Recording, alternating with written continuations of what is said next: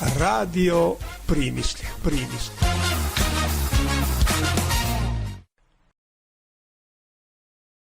Evo, momentalno su u Primišlju u toku pripreme za dolazak sveštenika i gostiju na današnjem osvešćenju časnog krsta i pomenu svim stradalim primišljancima u 20. veku.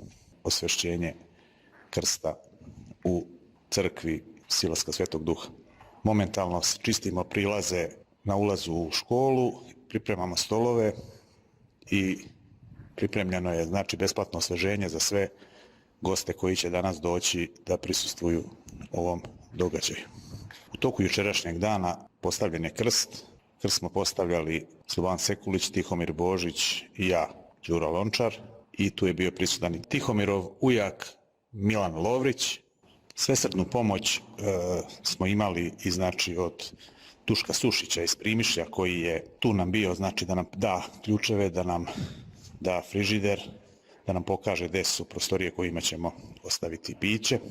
Dane Popović i njegova supruga Dragica će umestiti pogaču i koljivo spremiti. Eto, i oni su nam isto svesrdno pomogli u organizaciji ovog zbora.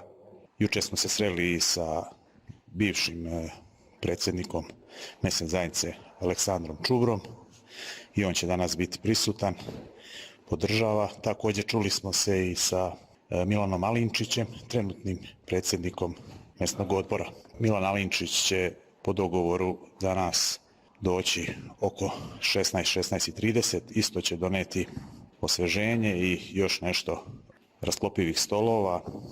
Nadamo se dobrom ugođaju danas. Dalji izveštaj sledi.